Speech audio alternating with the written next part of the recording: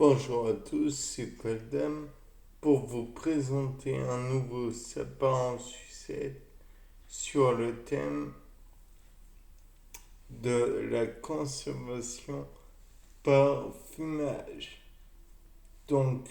Oui, c'est bizarre, la conservation par fumage. Sachant que nous, êtres vivants, si on fume du tabac, on écourte nos vies. La conservation fait que, le fumage fait que la conservation est allongée. Bon, ça paraît contradictoire, mais pas vraiment en fait. Donc, la conservation par le fumage.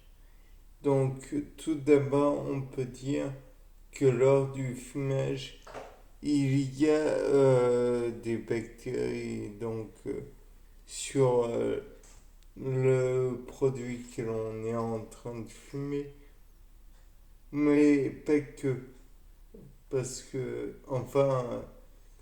pas pour longtemps du moins, parce que en fait le fumage, ça fait fumer, oui. Donc ça retient tout le dioxygène présent aux alentours de l'aliment que l'on est en train de fumer. Toutes les bactéries non anaérobies, donc aérobies strictes et éventuellement facultatives, mais prises de cours, sont tuées.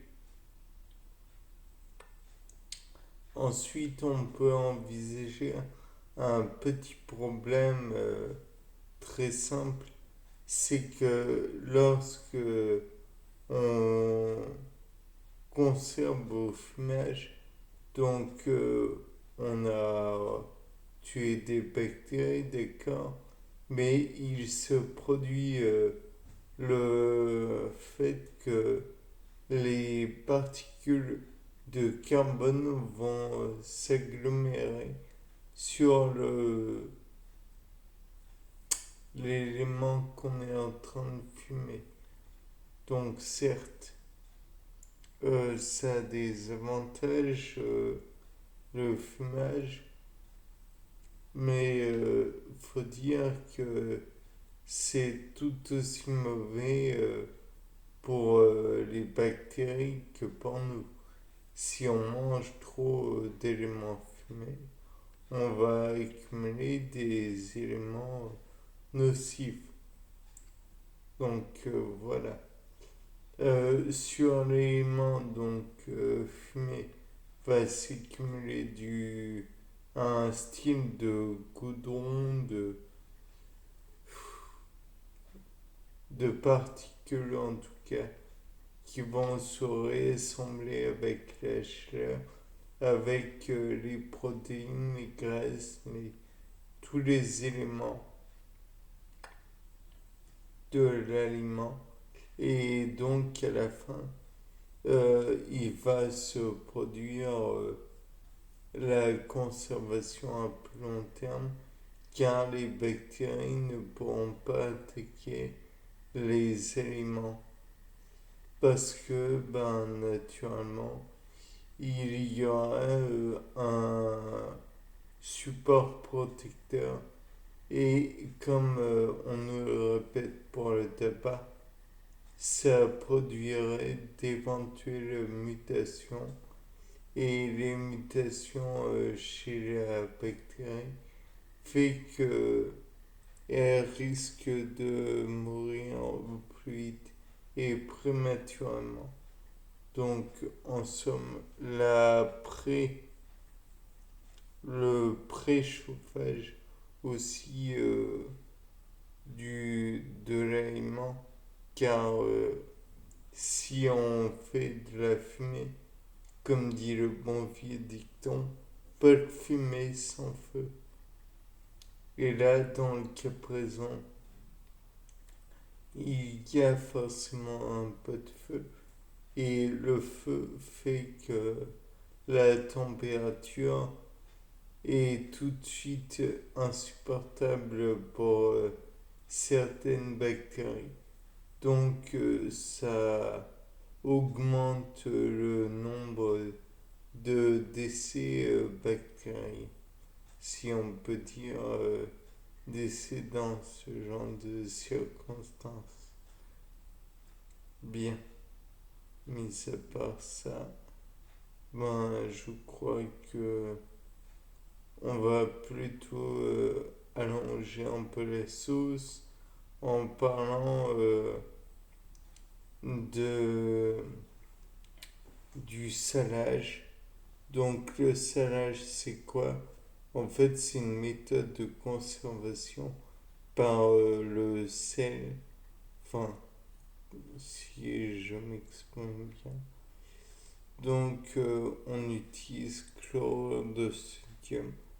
Et le chlorure de sodium va réagir avec l'eau pour donner d'une part l'acide chlorhydrique et de l'autre le comment dire le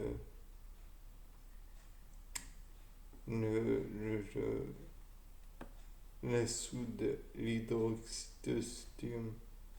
Et donc à terme ça va modifier le pH. D'ailleurs pour en revenir au dioxyde de carbone que l'on va produire lors du fumage, et celui-ci va se dissoudre dans l'eau de l'aliment. Et donc, s'il se dissout, le pH va être modifié. Et en règle générale,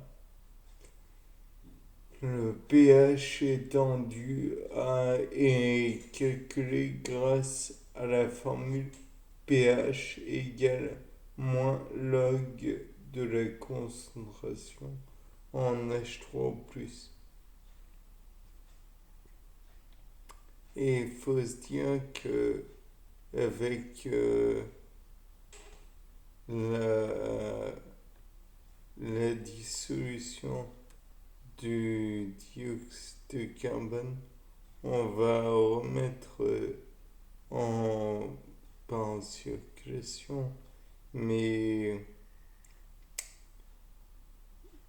en surface, on va mettre un élément acide avec donc dioxyde de carbone et eau, ce qui donne un acide de 5,5 si je me rappelle bien.